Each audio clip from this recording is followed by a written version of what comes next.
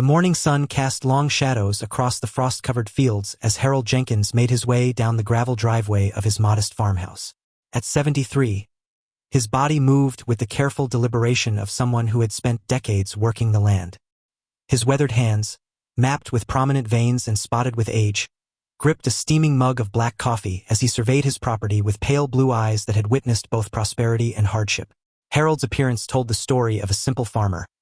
Faded blue overalls worn thin at the knees, a checkered flannel shirt that had seen better days, and work boots caked with the stubborn clay soil of eastern Kentucky. His white hair, sparse on top but still full around the sides, stuck out haphazardly from beneath a sun-bleached cap advertising a feed store that had closed 15 years ago. Deep creases lined his sun-damaged face, particularly around his eyes, evidence of decades squinting against harsh summer sun and bitter winter winds. To the casual observer, Harold appeared to be just another struggling elderly farmer, holding on to land that barely sustained him. The peeling paint on his two-story farmhouse, the rusted weather vane that hadn't spun properly since the turn of the century, and his 20-year-old pickup truck all reinforced this impression. But appearances, as they often are, were deceiving. While Harold lived simply, necessity had long since ceased to be his motivation. The drought of '98 had indeed devastated his corn crop and forced him to sell off half his family's land. Land that had been in the Jenkins family for 3 generations. But that sale, painful as it was, had become the foundation of his hidden fortune. With the proceeds, Harold had quietly invested in neighboring properties when their owners faced similar hardships. As agricultural technologies improved and commodity prices recovered, those investments had multiplied in value many times over.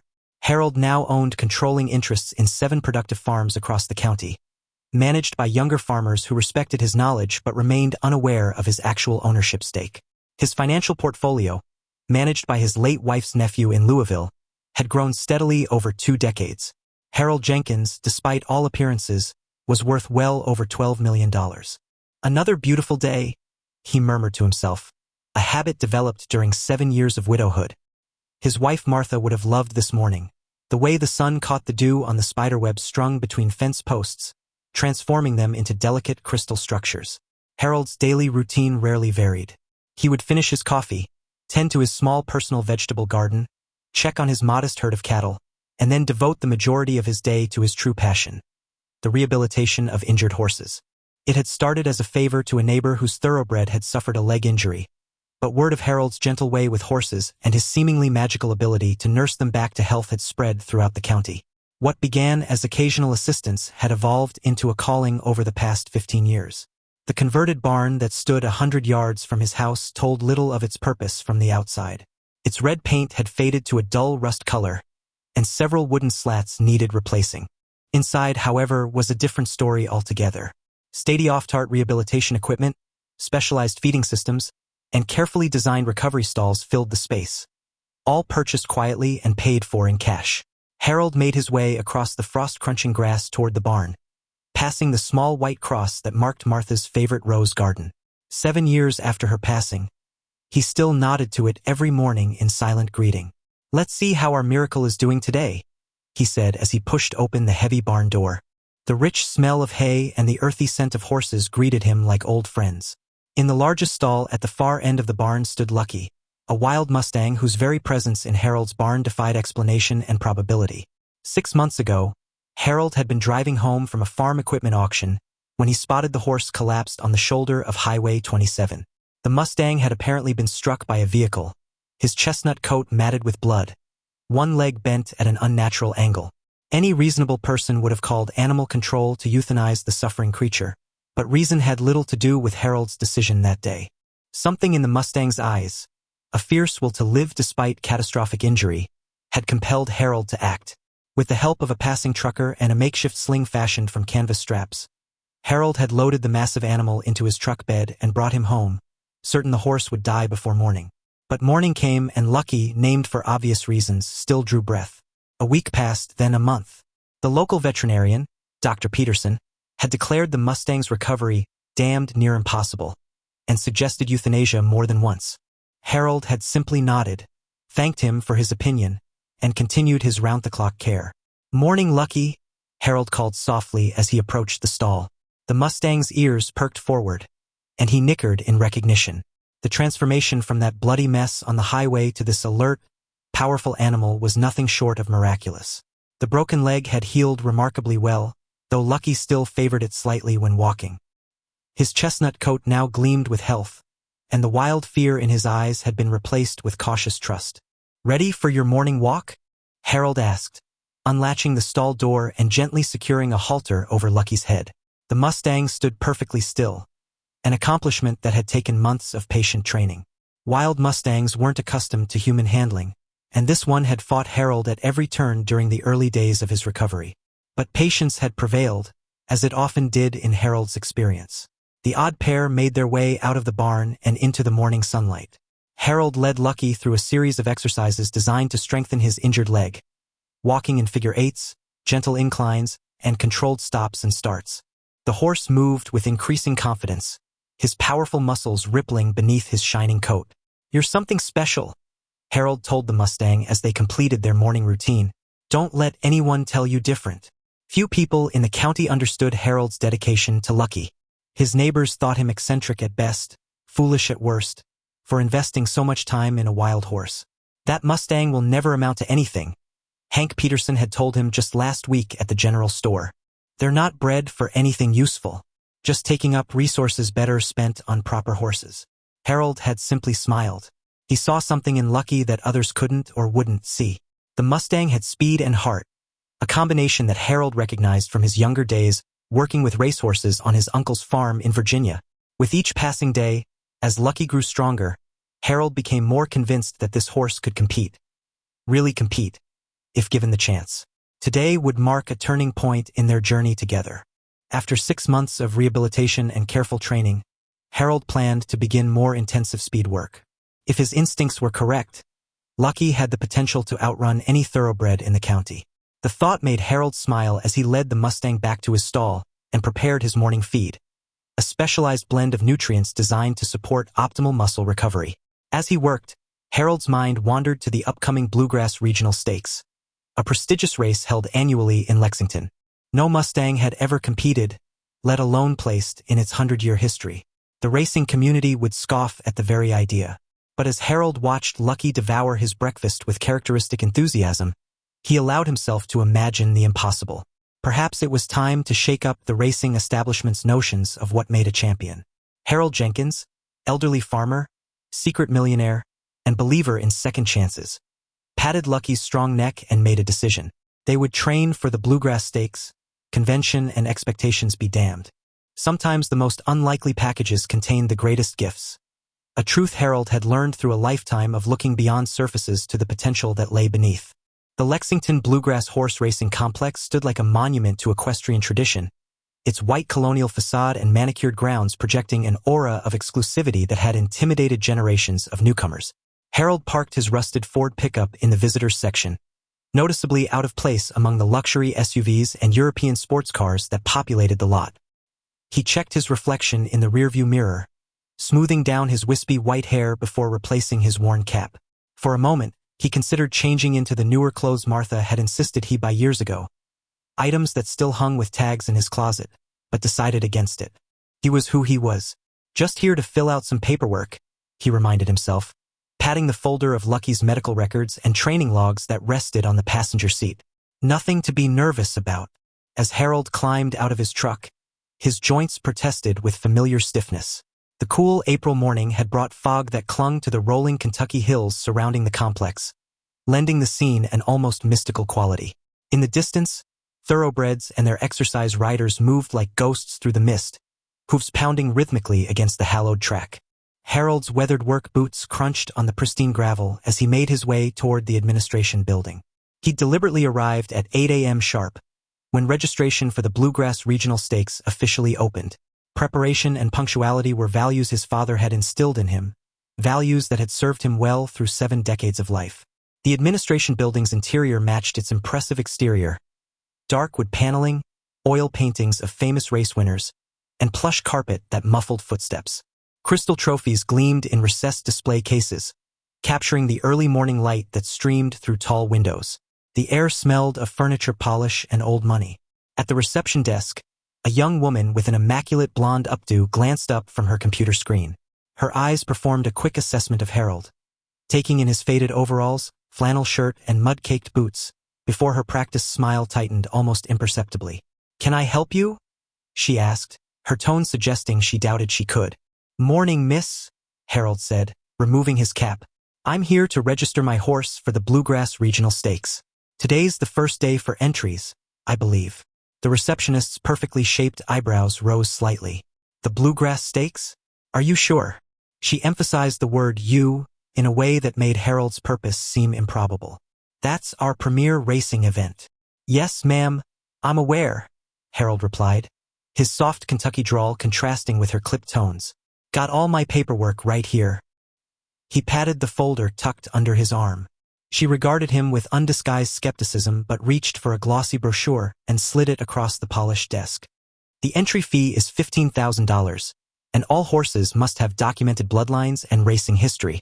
The registration office is down the hall to your right, but they're quite particular about qualifications." Her tone suggested she was doing him a favor by warning him away from certain disappointment. Harold simply nodded. "Thank you kindly." As he turned to walk down the hallway, he heard the receptionist pick up a phone and speak in a hushed tone. He couldn't make out the words, but the amused inflection told him all he needed to know. He was being talked about, not with. The registration office was a hive of activity despite the early hour. Several well-dressed men and women clustered around the desk, where two administrators processed paperwork with efficient movements. Harold took a seat in one of the leather chairs along the wall, placing his folder neatly on his lap. He settled in to wait his turn, observing the interactions around him. "Martin, wonderful to see you again," exclaimed one of the administrators, a middle-aged man with silver hair and a burgundy tie. "How's Northern Promise looking this season?" The man addressed, dressed in a tailored equestrian jacket with leather patches at the elbows, smiled confidently. "Elizabeth at Clarington Farms says he's their strongest prospect in a decade. We flew in a specialist from Ireland just to refine his starting stance. Marvelous, simply marvelous. We've reserved the usual box seats for you and your associates, of course." Similar exchanges repeated as other horse owners and trainers completed their registrations. Each seemed to know the administrators personally, their conversations peppered with references to exclusive clubs, mutual acquaintances, and previous racing successes. The atmosphere was one of comfortable familiarity among peers. After 45 minutes, Harold was the only person left waiting. The silver-haired administrator finally glanced in his direction, his expression suggesting he just noticed an unexpected stain on his pristine carpet. "Can I help you?" he asked, in much the same tone the receptionist had used. Harold stood, clutching his folder. "Yes, sir. I'd like to register my horse for the Bluegrass Stakes."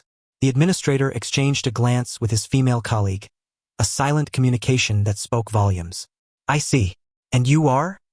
"Harold Jenkins, from Cedar Creek." "Cedar Creek," the administrator repeated, as if the location explained Harold's presumption.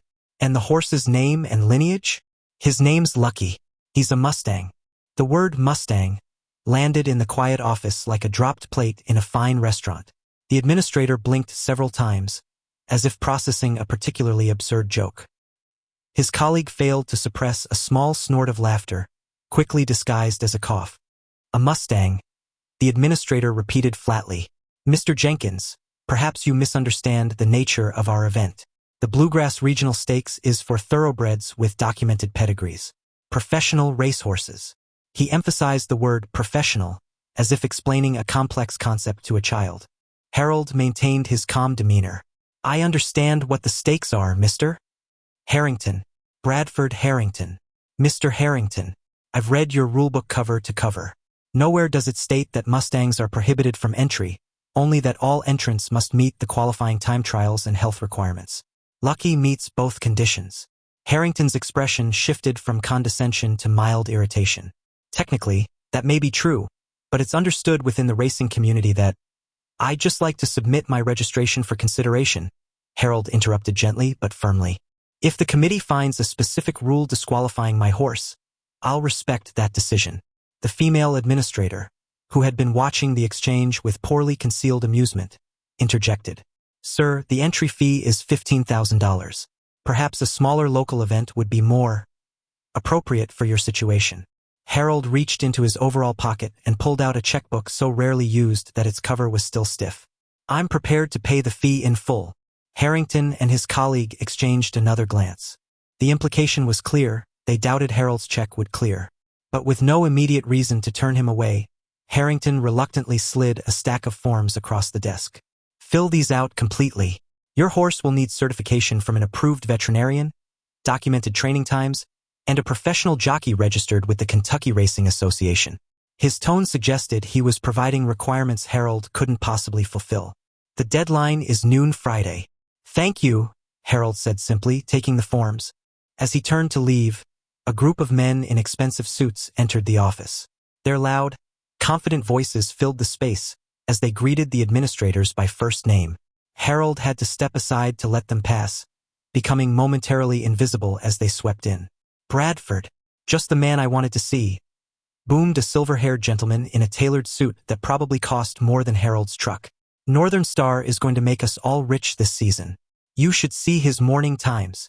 Harold slipped out quietly, the animated conversation continuing without the slightest acknowledgement of his departure.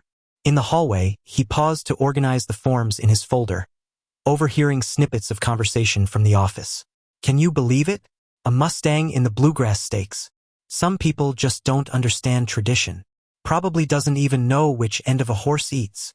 Laughter followed, the comfortable, exclusionary laughter of insiders sharing a joke at an outsider's expense. Harold's weathered face betrayed no emotion as he made his way back to the reception area. The blonde receptionist was now engaged with a well-dressed couple, her demeanor transformed into radiant helpfulness. She didn't acknowledge Harold as he passed, her attention fixed on visitors who fit her conception of legitimate business. Outside, the morning fog had burned away, revealing a crystalline blue sky. Harold paused on the steps of the administration building, looking out over the training tracks where magnificent thoroughbreds thundered past, their movements a symphony of power and grace. For a moment, doubt crept in. Was he being foolish? Lucky was remarkable, certainly, but these animals represented generations of selective breeding and millions of dollars in investment. His moment of uncertainty was interrupted by the sound of voices behind him. Two men in riding attire emerged from the building, continuing a conversation. Absolute joke. Some old farmer thinks his wild Mustang can compete. Harrington should have just turned him away. These country people need to understand some traditions aren't meant for everyone. They brushed past Harold without a glance, heading toward the stables. Harold watched them go, his resolve hardening with each step they took. He thought of Lucky, rescued from certain death, fighting against impossible odds, improving day by day through sheer heart and determination. The Mustang deserved his chance, regardless of bloodlines or the racing establishment's prejudices. Harold carefully placed the registration forms in his folder and walked back to his truck, his head held high despite the weight of the disdainful glances that followed him across the parking lot. He would complete every form, meet every requirement, and return on Friday. Not for his own pride, but for Lucky, a horse that the racing world had already dismissed without ever seeing him run. As he drove away from the Lexington Bluegrass Complex, Harold's mind was already organizing the next steps. Dr. Peterson would need to provide Lucky's health certification. They would need to record official training times. And somehow, he would need to find a professional jockey willing to ride a Mustang in Kentucky's most prestigious race. The challenges seemed insurmountable. But as Harold turned onto the highway toward home, a slight smile crept across his weathered face. Throughout his long life, he had learned one consistent truth. Those who underestimated the unlikely contenders often found themselves witnessing the most remarkable performances. The racing establishment had no idea what was coming. 3 days after his initial visit to the Lexington Bluegrass Complex, Harold sat in Dr. Peterson's cramped waiting room, the completed registration forms balanced on his knee. The local veterinarian was the only one in a 30-mile radius certified by the Kentucky Racing Association, a fact that had never been relevant to Harold before now. The clock on the wall ticked loudly, marking Harold's 45-minute wait despite having the first appointment of the day.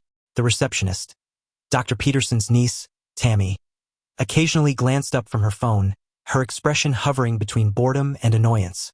Twice, she had answered calls and assured the callers that the doctor could fit them in right away, despite Harold's scheduled appointment. Dr. Peterson is very busy today, she offered without prompting, as if reading Harold's thoughts. These certifications take time, you know, not like checking a farm cat for worms. Harold nodded politely. I understand. I appreciate him fitting me in. The truth was more complicated. Harold had called immediately after leaving Lexington, only to be told by Tammy that the earliest available appointment was 2 weeks out, well past the registration deadline. It had taken a direct call to Dr. Peterson himself, with a reminder about the considerable business Harold had provided over the years to secure today's appointment. At 9:47, nearly an hour after his scheduled time, Tammy finally gestured toward the examination room. He can see you now, but he's got the Millers coming at 10 with their show pony, so he needs to be quick. Harold gathered his papers and made his way into the back. Dr. Peterson was a trim man in his 50s with prematurely white hair and wire-rimmed glasses that gave him an academic appearance. He was updating a chart and didn't look up when Harold entered. "Morning, Doc," Harold said. "Harold." The veterinarian's tone was professional but cool. "Tammy says you need a racing certification. For that Mustang of yours." "That's right. Lucky's made a full recovery, and I'm entering him in the Bluegrass Stakes." At this, Dr. Peterson finally looked up, his expression incredulous. "The Bluegrass Stakes? Harold, be reasonable. That's for thoroughbreds with million-dollar bloodlines, not rescued highway strays." Harold met his gaze steadily. "The rules don't specify breed requirements, just health and qualifying times." The veterinarian sighed, removing his glasses to polish them with a handkerchief, a gesture Harold recognized as his way of buying time when uncomfortable. "Look, Harold, I've known you for 20 years. You're good with horses, I'll grant you that. But this is embarrassing. For both of us. I just need the health certification document. The committee can make their decision based on the rules." Another sigh. "Fine. Bring him around back. But I want it noted that I advised against this endeavor." 30 minutes later, after a thorough but brusque examination, Dr. Peterson reluctantly signed the health certification form. "Physically, there's nothing wrong with him. I'll give you that much. Your rehabilitation work was exceptional." "Thank you," Harold said, accepting the signed form. "But Harold," the veterinarian added, his voice lowering, "you should know what you're walking into. The racing community in Lexington, they play by different rules. Unwritten rules. People like us don't typically get welcomed with open arms." The words "people like us" hung in the air between them. Harold understood the intended solidarity, but also recognized that at this moment, Dr. Peterson was distancing himself from Harold's challenge to the establishment. "I appreciate your concern," Harold said simply. "What do I owe you for today?" The veterinarian named a figure nearly triple his usual rate. Harold wrote the check without comment, thanked him, and left. Outside in the parking lot, Harold carefully added the health certificate to his folder. One requirement down, several more to go. He checked his watch, 10:15 a.m. If he hurried, he could catch Mark Whitley at the county clerk's office before lunch. The morning stretched into afternoon as Harold methodically worked through his list. At the county clerk's office, he waited 2 hours while Mark looked for the property documentation Harold needed to prove ownership of his farm. Paperwork that should have taken 5 minutes to locate. At the bank, the manager kept him waiting for 45 minutes before witnessing his signature on the cashier's check for the entry fee, scrutinizing Harold's account balance with poorly disguised surprise. By late afternoon, Harold sat in his truck outside the Regional Racing Commissioner's office in Frankfort, reviewing his checklist. The only major requirement remaining was an official timing certification for Lucky, proof that the horse could complete the qualifying distance in a competitive time. This would require access to a certified track and timing officials. The Racing Commissioner's office was his last stop for the day. As Harold expected, the receptionist told him all available track time was booked for the next 3 weeks. "Is there a cancellation list?" Harold inquired. The receptionist, a middle-aged woman with a severe bun and reading glasses on a chain, peered at him over the rims. "Yes, but it's quite extensive. Professional trainers from established stables have priority."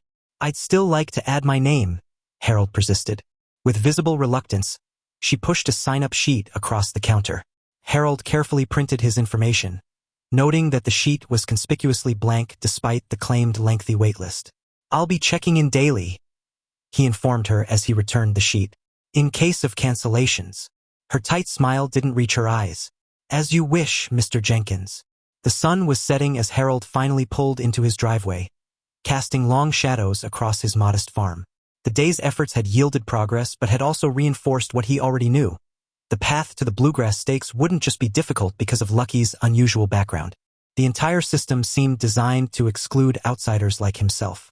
As Harold climbed stiffly from his truck, the familiar whinny from the barn reminded him why the struggle was worthwhile. He made his way across the yard, his body aching from the day's tensions, and pushed open the barn door. Lucky stood alert in his stall, ears forward, as if he'd been waiting for Harold's return. The Mustang's intelligent eyes followed him as he approached. "Hey there, partner," Harold said softly, reaching out to stroke the horse's strong neck. "Had quite a day out there. Seems not everyone thinks you belong on their fancy tracks." Lucky nudged Harold's chest with his nose, nearly knocking the elderly farmer off balance. "Easy now," Harold chuckled. "I know you're ready. Just got to convince them to give you a chance." Harold spent the evening tending to Lucky and his other animals, his mind working through alternatives for the timing certification. Without access to an official track, they would need to get creative. As he measured out Lucky's evening feed, a special blend he'd developed during the rehabilitation process, an idea began to form. Before turning in for the night, Harold made one more call, to Bill Thornton, a former jockey who now worked as a trainer at a small farm 20 miles south. Bill had always been friendly to Harold at the feed store, lacking the pretension of the Lexington crowd. "A Mustang in the Bluegrass Stakes?" Bill's voice crackled over the phone line after Harold explained his situation. "That's either the craziest or the most brilliant idea I've ever heard." "Probably both," Harold admitted. "But I need a certified jockey willing to ride him for the qualifying times, and eventually the race itself." A long pause followed. "Harold, I'd like to help. Really, I would. But I can't afford to get blackballed by the Racing Association. My livelihood depends on those connections." The answer wasn't surprising, but disappointment settled in Harold's chest nonetheless. "I understand, Bill. Thanks for hearing me out." "Wait," Bill said before Harold could hang up. "There's someone who might be crazy enough to help you. Jamie Sullivan used to be one of the best jockeys in the state until she blew out her knee and developed a drinking problem. The association suspended her license a few years back, but they reinstated it last season. She's been trying to get back in the game, but the top stables won't touch her." "Where can I find her?" "She tends bar at the Watering Hole on weeknights. Just be prepared.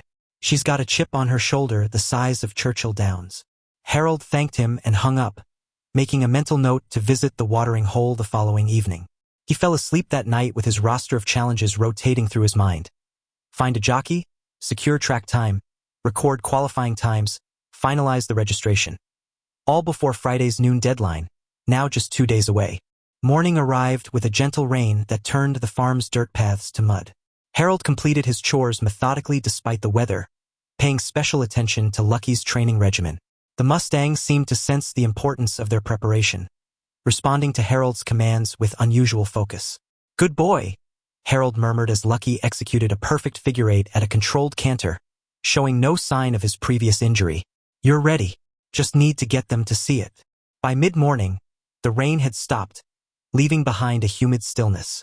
Harold was brushing Lucky down when the sound of tires on wet gravel announced a visitor. Moments later, a black luxury SUV pulled up beside the barn, looking as out of place on Harold's humble farm as Harold himself had felt at the Lexington complex. A tall man in an expensive suit emerged, picking his way carefully around puddles as he approached the barn.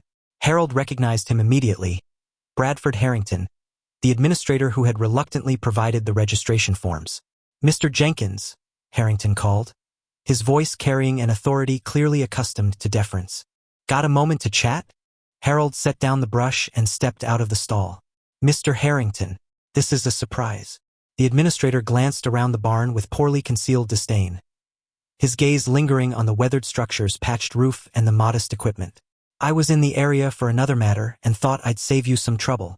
"That's considerate of you," Harold replied, keeping his tone neutral despite his suspicion about the man's true purpose. Harrington produced an envelope from his suit jacket. "The committee has reviewed your preliminary application and found some concerns. Rather than having you complete the entire process only to be disappointed, I thought I'd deliver the news personally." Harold accepted the envelope but didn't open it. "What concerns specifically?" "Well, for starters, the lineage documentation is insufficient. While it's true our rules don't explicitly prohibit non-thoroughbreds, they do require a minimum of 3 generations of documented breeding history, obviously with a Mustang." He let the implication hang. That requirement isn't mentioned anywhere in the materials I was given, Harold observed. Harrington smiled thinly. It's in Section 17, subsection C of the extended rulebook. Perhaps you were given the abbreviated version. An oversight on our part. The fiction was transparent, but Harold maintained his composure. I see. And where might I obtain this extended rulebook? It's only distributed to registered members of the Kentucky Racing Association. Annual dues are $25,000, if you're interested. The conversation was proceeding exactly as Harrington had planned, with new, invented obstacles appearing to block Harold's path. The administrator clearly expected Harold to recognize the futility of his efforts and withdraw gracefully. Instead, Harold simply asked, "Is there anything else?" Momentarily thrown by Harold's calm persistence, Harrington recovered quickly. Yes, actually, all entrants must have completed at least 3 certified races in the past 18 months. Has your horse accomplished that? That requirement also wasn't in the materials I received. Harrington's cordial facade began to show cracks. Mr. Jenkins, let me be frank. The Bluegrass Stakes represents over a century of racing tradition. The finest thoroughbreds in the country compete in this event. Owners invest millions in breeding and training. Allowing an untested Mustang to participate would make a mockery of everything the race stands for. Harold met the man's gaze steadily. Seems to me a race ought to determine the fastest horse, not the most expensive one. Color rose in Harrington's cheeks. This is about more than speed. It's about bloodlines, tradition, the integrity of the sport. I believe the original purpose of horse racing was to determine the superior animal, Harold said quietly. Everything else, the pageantry, the social status, the exclusivity, came later. Harrington's expression hardened. Mr. Jenkins, I came here as a courtesy, to save you further embarrassment. If you insist on pursuing this quixotic endeavor, be advised that the committee will scrutinize your application with extraordinary thoroughness. Every requirement will be enforced to the letter. I'd expect nothing less, Harold replied. With a final glance at Lucky, who was watching the exchange with alert interest, Harrington turned and walked back to his vehicle. The expensive SUV reversed in a spray of gravel and mud, leaving Harold standing in the barn doorway, the unopened envelope still in his hand.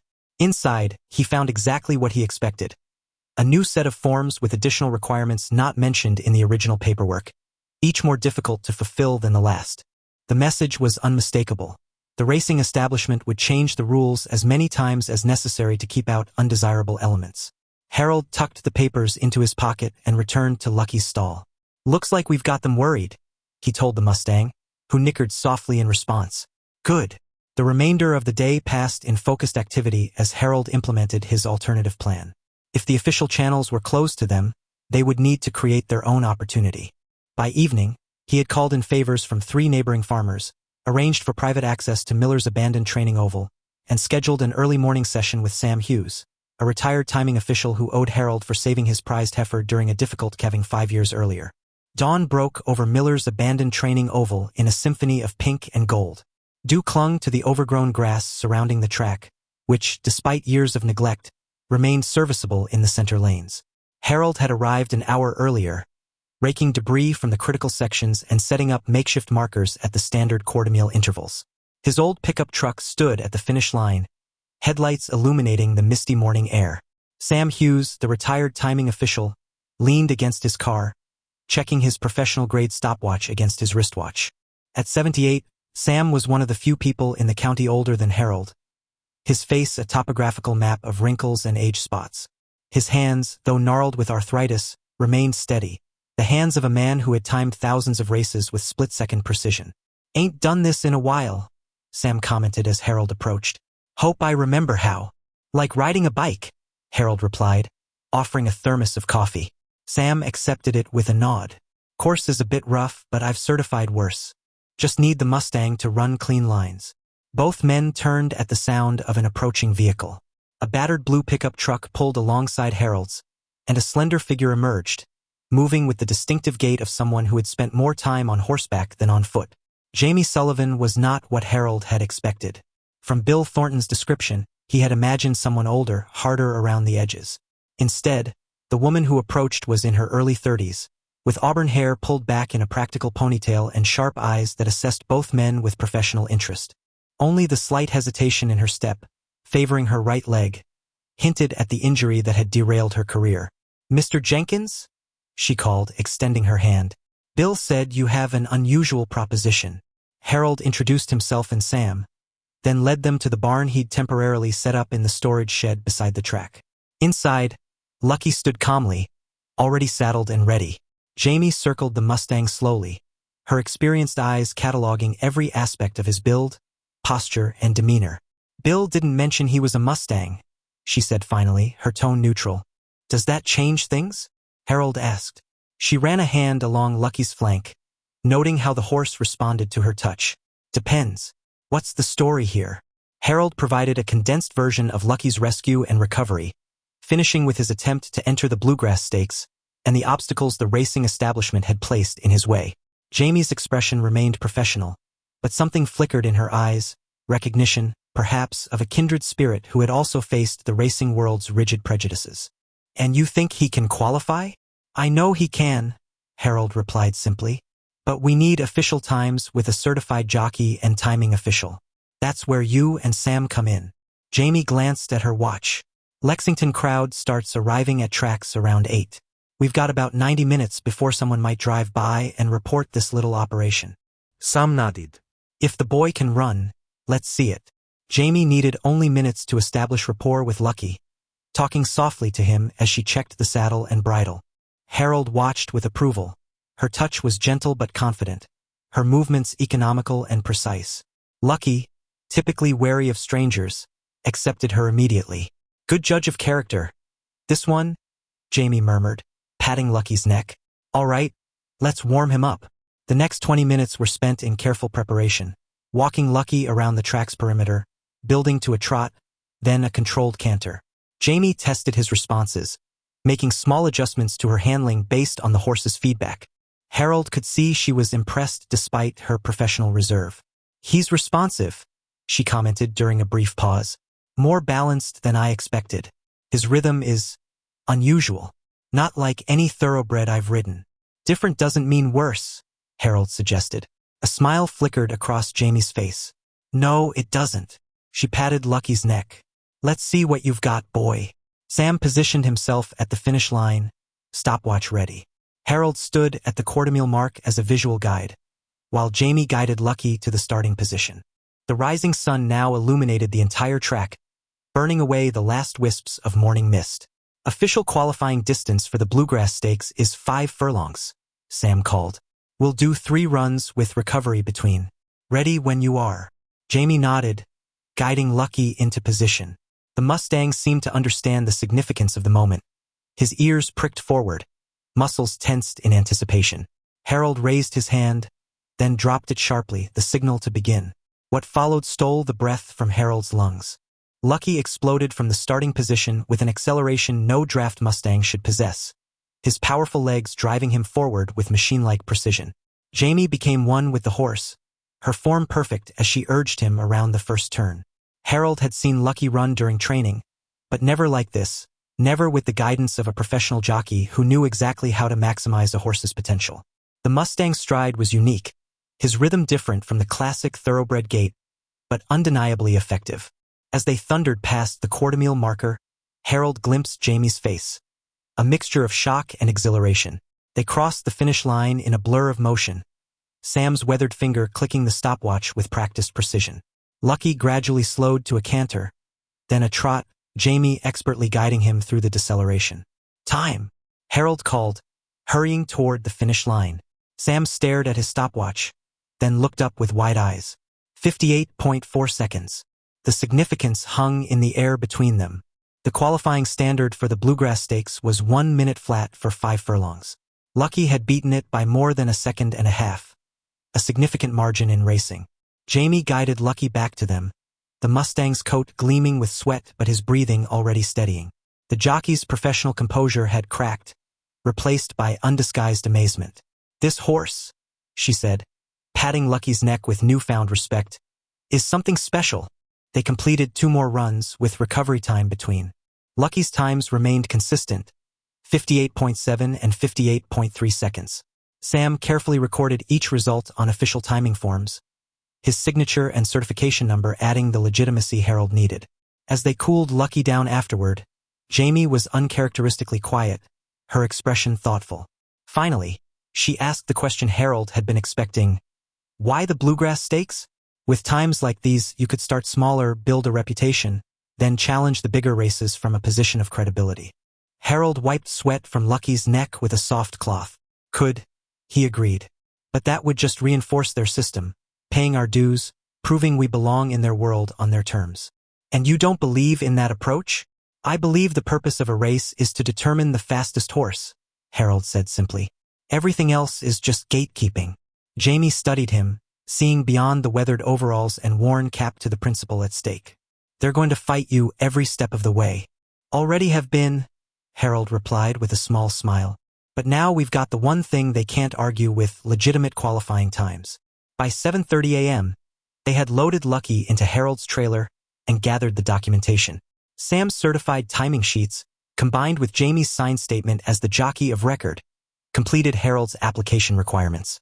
All that remained was submitting everything to the Lexington office before the noon deadline. As they prepared to leave, Jamie approached Harold with a determined expression. I want to ride him in the stakes. Harold had hoped for this but hadn't wanted to pressure her.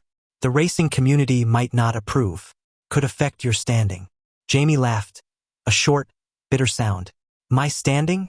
Mr. Jenkins, I haven't had standing since I blew out my knee and had the audacity to develop a human flaw afterward. I spent 3 years trying to claw my way back into their good graces. You know how many offers I've had from the prestigious stables? 0. She patted Lucky's flank.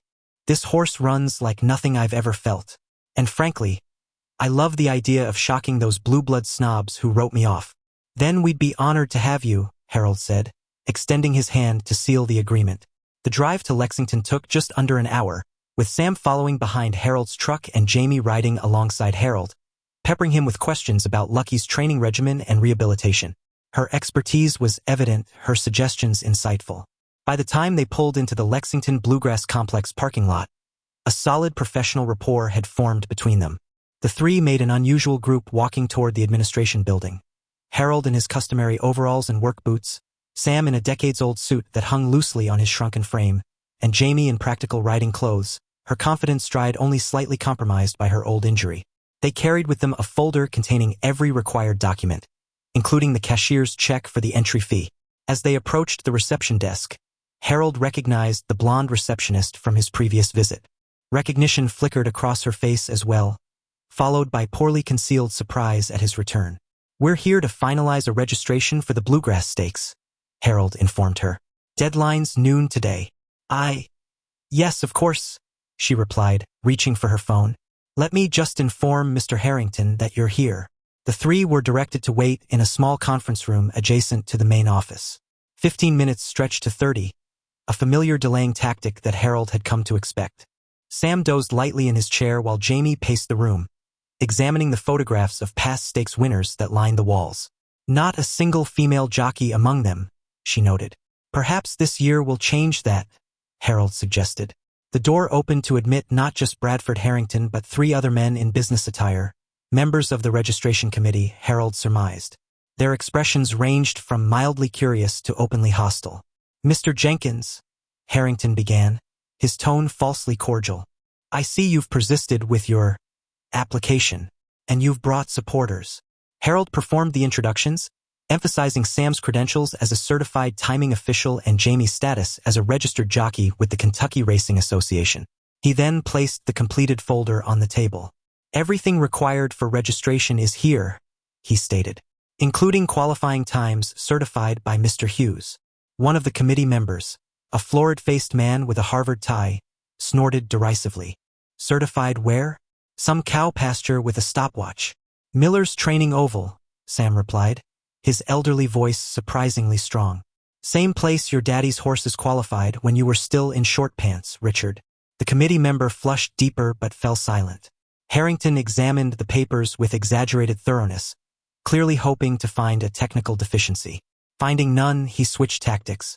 The committee has concerns about the safety implications of allowing an unproven wild horse to compete alongside valuable thoroughbreds. Lucky has passed every health and temperament evaluation, Harold countered. Dr. Peterson's certification is included in the file.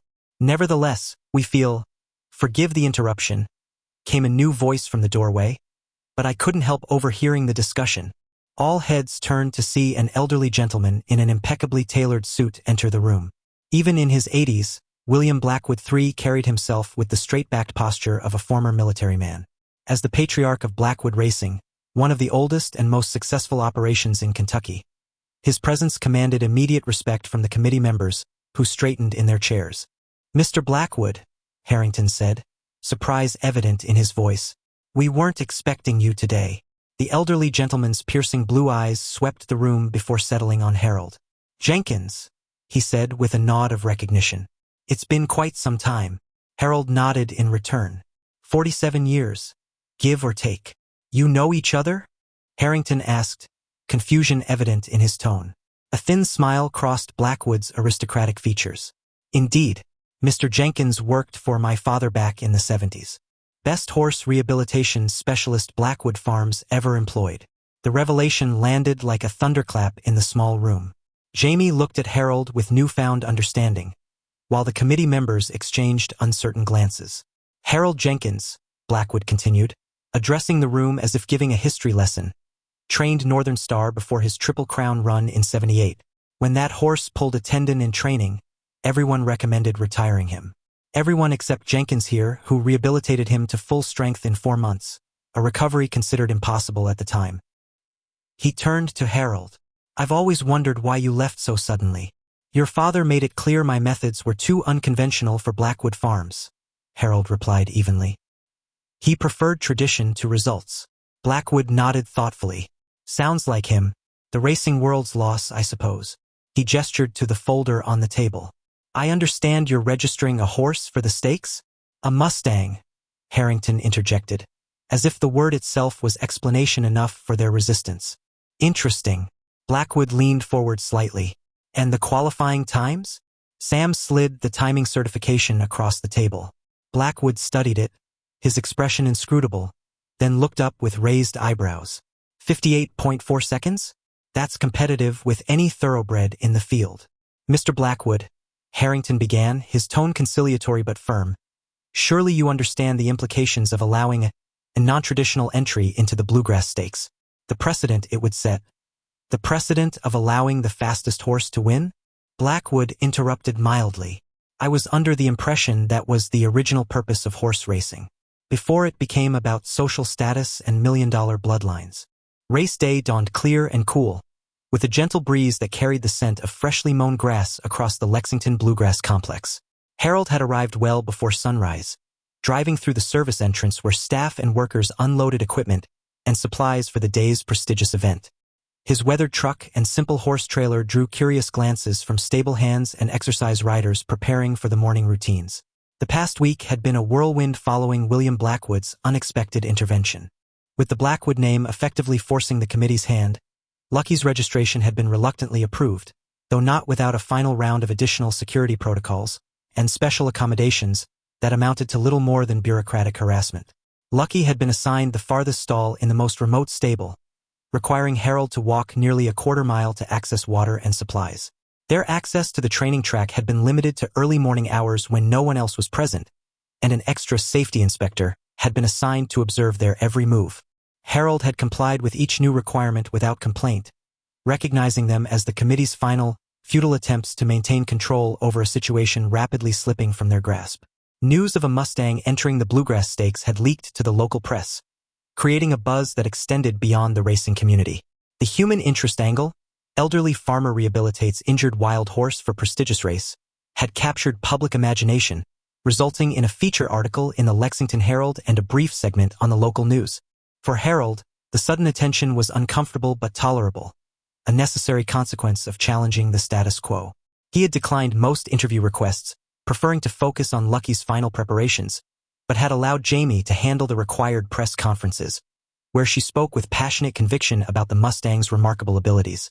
Now, on race day, Harold led Lucky through the pre-dawn stillness to their assigned preparation area. The Mustang walked with calm confidence, seemingly unperturbed by the unfamiliar surroundings and increasing activity as the complex came to life around them. Despite the early hour, staff members occasionally paused in their duties to watch the unusual pair pass by, the elderly farmer in his cleanest but still well-worn overalls, leading a Mustang whose wild heritage was evident in his distinctive conformation. "Quite the circus you've created, Jenkins," came a familiar voice as Harold settled Lucky into the preparation stall. Harold turned to find William Blackwood approaching, impeccably dressed in a tailored suit despite the early hour. "Not my intention," Harold replied, securing the stall door. "Perhaps not, but necessary nonetheless." Blackwood stepped closer to examine Lucky, his experienced eye assessing the Mustang's condition. "He looks ready." "He is." The older gentleman nodded approvingly. "I've been following your morning workouts. His times have been consistent. Most impressive for a horse with no formal racing background." "Lucky doesn't know he's supposed to be inferior," Harold said with a slight smile. "Hasn't read the rulebook." A rare chuckle escaped Blackwood. "Jenkins, you haven't changed a bit in 47 years. Still questioning everything we hold sacred in this sport. Only the parts that don't make sense." Their conversation was interrupted by Jamie's arrival. The jockey was dressed in the simple racing silks Harold had commissioned, forest green with a single gold stripe, free from corporate logos or breeding farm insignias. She greeted both men with the focused intensity of an athlete preparing for competition. "How's our boy this morning?" she asked, approaching Lucky's stall. "Calm, focused, ready," Harold reported. Jamie nodded, reaching out to stroke the Mustang's nose. "Good, so am I." As the morning progressed, the Lexington Bluegrass Complex transformed from a quiet workplace to a buzzing social event. Luxury vehicles began filling the parking areas, disgorging passengers in expensive attire and elaborate hats. The traditional racing fashion that had less to do with the sport itself than with being seen at the right event in the right clothing. Harold observed this parade from Lucky's stall, where he methodically prepared for the afternoon race. Each brush stroke across the Mustang's coat was deliberate, each check of the equipment precise. Jamie came and went, dividing her time between final strategy discussions with Harold and the required appearances at the jockey's preparation room and official meetings. At one point, Bradford Harrington appeared at the stall entrance, flanked by 2 committee members. "Mr. Jenkins," he said, his tone professionally neutral but his expression strained. "Just checking that everything is satisfactory with your accommodations." The question was clearly for show, a public relations exercise rather than genuine concern. Harold nodded politely. "Everything's fine, thank you." Harrington glanced at Lucky, who returned his gaze with intelligent interest. "The committee wishes to remind you that safety is our primary concern today. If at any point your horse shows signs of unpredictability, we reserve the right to withdraw him from competition." "Understood," Harold replied evenly. "Though you might want to direct that reminder to stall 17 as well. That bay thoroughbred has tried to bite 3 different handlers this morning." The pointed observation, highlighting the committee's selective concern for safety when it came to Lucky, was not lost on Harrington, whose forced smile tightened further. "Yes, well, good luck today, Mr. Jenkins." The words sounded physically painful for him to pronounce. As the morning gave way to afternoon, the atmosphere around the complex intensified. The grandstands filled with spectators, the private boxes occupied by racing industry elites and wealthy patrons. Announcers began introducing the day's events over the sound system, their practiced enthusiasm setting the tone for the prestigious occasion. Harold remained a calm center within this storm of activity, focusing solely on Lucky and their final preparations. When the call came for horses to proceed to the paddock area for the Bluegrass Stakes, he led Lucky through the backstretch with quiet confidence, Jamie walking alongside them in her racing silks. The paddock area was designed for spectacle as much as function, a space where racing enthusiasts could observe the horses up close before placing their bets. As Harold and Lucky entered, a noticeable hush fell over the gathered crowd, followed by a buzz of conversation as people pointed and commented on the unexpected entrant. "Is that the Mustang? Can you believe they let it in? Poor thing looks so out of place. What's that old farmer thinking?" The comments, not intended for Harold's ears but audible nonetheless, reinforced what he already knew. They were outsiders here, curiosities rather than competitors in the eyes of the racing establishment. The other horses, gleaming thoroughbreds with generations of racing bloodlines, were led by professional handlers in matching stable uniforms, their owners standing nearby in expensive attire, exuding confidence and proprietary pride. One such owner, a heavy-set man in a custom suit whose expense was matched only by its poor fit, approached Harold with the entitled ease of the wealthy. "You're the fellow with the Mustang, aren't you?" he asked, his tone suggesting he was bestowing a great honor by acknowledging Harold's existence. "That's right," Harold confirmed, continuing to adjust Lucky's gear. "Bold move," the man continued, examining Lucky with undisguised skepticism. "Blackwood must have pulled some strings to get you in. Old William's gone soft in his age, making charity cases." He extended a hand belatedly. "Charles Rutherford III. I own Northern Promise, the bay with the white blaze. Race favorite." Harold nodded politely, but didn't interrupt his preparations to shake the offered hand. "Good luck to you." Rutherford's expression soured at the perceived slight. "Won't need luck, old-timer. Need that when you're riding wild horses. Breeding and bloodlines. That's what wins races." He gave Lucky a final dismissive glance before walking away. Jamie, who had observed the exchange from a few steps away, rejoined Harold with a tight expression. "That's been my reception in the jockey's room as well." Condescension wrapped in fake politeness. "Expected," Harold replied simply, completing his final check of Lucky's gear. "How are you feeling?" Jamie stretched her arms, loosening her shoulders, ready to make them eat their words.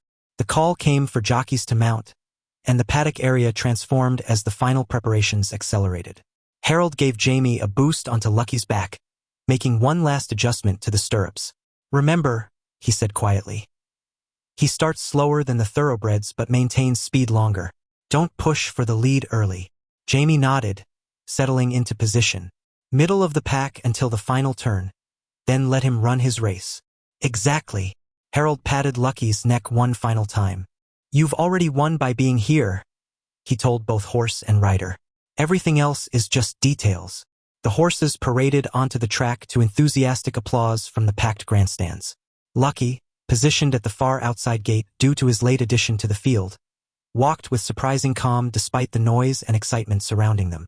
The announcer introduced each horse with rehearsed flair, his tone noticeably shifting to curiosity when he reached Lucky, a rehabilitated Mustang owned by Harold Jenkins, ridden by comeback jockey Jamie Sullivan. From his position near the starting gates, Harold could see the expressions on the faces of spectators in the nearby stands, a mixture of amusement, curiosity, and occasional derision. Few took the Mustang's entry seriously. Most viewed it as an entertaining diversion before the real competition among the thoroughbreds. The horses entered their gates with varying degrees of cooperation. Northern Promise, the favorite, pranced nervously before reluctantly entering his position. In contrast, Lucky walked calmly into his gate, standing alert but composed as the final preparations were made. Jamie caught Harold's eye one last time, giving a subtle nod of confidence. A moment of suspended tension, and then the starting bell rang and the gates crashed open. 12 powerful horses exploded onto the track, hoofs thundering against the dirt. As Harold had predicted, the thoroughbreds surged ahead initially, their early speed giving them an immediate advantage. Lucky settled into the middle of the pack, Jamie carefully guiding him to find position without being boxed in by the other horses. The first quartermeal unfolded according to the racing establishment's expectations, Northern Promise taking an early lead, followed closely by two other favored thoroughbreds. Lucky maintained his position in 6th place, running smoothly but seemingly unable to challenge the leaders. Harold could almost feel the collective mental dismissal from the racing elite watching from their private boxes. The Mustang was performing exactly as they had predicted, unable to match the raw speed of professionally bred racers. But as they approached the halfway point, a subtle shift began. While the leading thoroughbreds maintained their pace, they no longer extended their lead. Lucky, guided by Jamie's expert handling, began to close the gap incrementally. His unique running style, different from the textbook thoroughbred gait, seemed to confuse the racing commentators, who struggled to analyze what they were witnessing. "The Mustang is showing surprising stamina," the announcer admitted as they rounded the final turn. Still in 5th position but closing the gap, it was at the final turn that Jamie made her move. Instead of following the other horses to the inside rail, she guided Lucky slightly wide, giving him a clear path without traffic. The Mustang responded immediately, his powerful stride lengthening as he accelerated with a burst of speed that seemed impossible for a horse who had already run 3/4 of a mile. A collective gasp rose from the crowd as Lucky surged past the 4th-place horse, then quickly overtook the 3rd. With 200 yards remaining, he drew even with Northern Promise, who had held the lead from the start but was now visibly tiring, his jockey urging him forward with increasing desperation. In the final 100 yards, The race transformed from a sporting event to something more profound, a direct challenge to everything the racing establishment held sacred. Lucky, his wild heritage evident in every powerful stride, pulled alongside Northern Promise. For 3 breathless seconds, the horses ran neck and neck, the crowd on its feet, the announcers shouting over each other in disbelief. Then, with 50 yards remaining, Lucky found another gear. The Mustang pulled ahead by a head, then half a length, crossing the finish line a full length ahead of Northern Promise. The stadium erupted in chaotic noise, some cheering wildly, others standing in shocked silence, all witnesses to something they had believed impossible. Harold stood motionless near the rail, his weathered face betraying no emotion as he watched Jamie guide Lucky through a victory lap. Around him, the racing establishment was experiencing a collective identity crisis. Their fundamental assumptions about what made a champion racehorse had just been publicly shattered. As Lucky finally slowed and approached the winner's circle, Harold made his way through the crowd. People who had ignored or dismissed him hours earlier now stepped aside respectfully, some reaching out to offer congratulations or touch his shoulder as he passed. The transformation in their behavior was as sudden as it was transparent. Bradford Harrington stood at the edge of the winner's circle, his expression cycling rapidly between disbelief, dismay, and the forced smile of someone trying desperately to align himself with an outcome he had fought vigorously to prevent. "Mr. Jenkins," he called, extending his hand as Harold approached. "Remarkable performance. The committee extends its congratulations on your historic victory." Harold shook the offered hand briefly but continued past him to where Jamie was dismounting from Lucky. The jockey's face was flushed with triumph as she threw her arms around Harold's neck in an uncharacteristic display of emotion. "We did it!" she exclaimed, her voice hoarse from shouting encouragement to Lucky during the race. "Did you see his finish? He had so much left in the tank. Could have gone another quarter mile at that pace." Harold patted her shoulder, then moved to Lucky, running his hands over the Mustang's legs and flanks, checking for any signs of strain or injury. The horse was breathing heavily but steadily, his eyes bright with the exhilaration of the run rather than the exhaustion that marked many of his competitors. "Good boy," Harold murmured, pressing his forehead briefly against Lucky's. "You showed them." The winner's circle ceremony proceeded with surreal formality, the traditional blanket of roses draped over Lucky's withers, the silver trophy presented by a racing official whose speech sounded hastily revised to accommodate the unexpected outcome. Photographers crowded around, capturing images of the unlikely champions, the elderly farmer in worn overalls, the comeback jockey in simple silks, and the Mustang whose presence in this circle defied a century of racing convention. As Harold accepted the trophy, he caught sight of William Blackwood standing at the edge of the crowd, a satisfied smile on his aristocratic face. The older gentleman raised his hand in a subtle salute, acknowledging not just the victory but the principle it represented, that merit could indeed triumph over pedigree, that the racing world's rigid hierarchies were perhaps more tradition than truth. Reporters swarmed as the ceremony concluded, shouting questions about Lucky's training, Harold's background, and their plans for future races. Jamie fielded most inquiries with newfound confidence, while Harold maintained his characteristic reserve, answering only the occasional direct question with simple honesty. "Will you race him again?" one reporter asked. Harold considered the question, one hand resting on Lucky's neck. "That'll be up to him. He's earned the right to choose his own path forward." The reporter looked confused. "How does a horse choose?" "By showing you what he loves," Harold replied. "Same as anyone else." 6 months after Lucky's historic victory at the Bluegrass Stakes, Harold Jenkins stood at the fence of his expanded training facility, watching a small herd of rescued Mustangs graze in the autumn sunlight. The weathered sign at the entrance now read Second Chance Ranch, Rehabilitation Center for Wild Horses, a name suggested by the local children who had become regular visitors. The day after the race, Harold had been flooded with offers, from racing syndicates wanting to purchase Lucky, from breeders seeking his stud services, from corporations wanting endorsement deals. He had declined them all, focusing instead on using his winnings and newfound influence to create something more meaningful than personal profit. The Jenkins Foundation for Equine Rehabilitation, established with his race winnings and supplemented by a matching grant from William Blackwood, now employed 6 full-time staff members, including Jamie Sullivan as head trainer. The foundation specialized in rehabilitating injured wild horses that would otherwise be euthanized, giving them a second chance at life. Some, like Lucky, revealed remarkable athletic abilities. Others simply recovered enough to live comfortable lives in adoptive homes. More significant than the foundation's direct work was its impact on the racing establishment. The Lexington Racing Commission, under considerable public pressure following Lucky's victory, had revised its entry requirements to focus on performance standards rather than breeding history.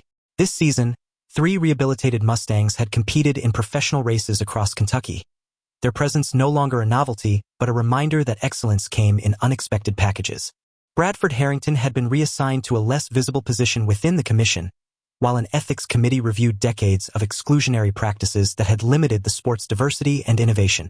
The Lucky Rule, as racing journalists now called it, had opened doors previously closed to outsiders. As for Lucky himself, he enjoyed a schedule of his own choosing, sometimes joining the morning training sessions with the younger horses, other times simply grazing contentedly in the field behind Harold's modest farmhouse. He had run 2 more races, winning one and placing second in another, before Harold decided to retire him from competition while still at his peak. "Better to finish on your own terms," Harold had told the Mustang as he removed his racing saddle for the final time. "With your dignity and spirit intact." On this peaceful afternoon, as Harold watched Lucky lead his small herd across the autumn pasture, he reflected on how challenging one system had created ripples far beyond their small Kentucky farm. Sometimes the greatest victories weren't the ones captured in photographs or commemorated with trophies, but the quiet transformations that followed, barriers falling, minds opening, possibilities expanding. The elderly farmer smiled, adjusting his worn cap against the afternoon sun. Lucky had indeed lived up to his name, changing not just his own fate but the fates of countless others. Not bad for a highway rescue that nobody had believed in, except the one person who had looked beyond appearances to see the heart beneath.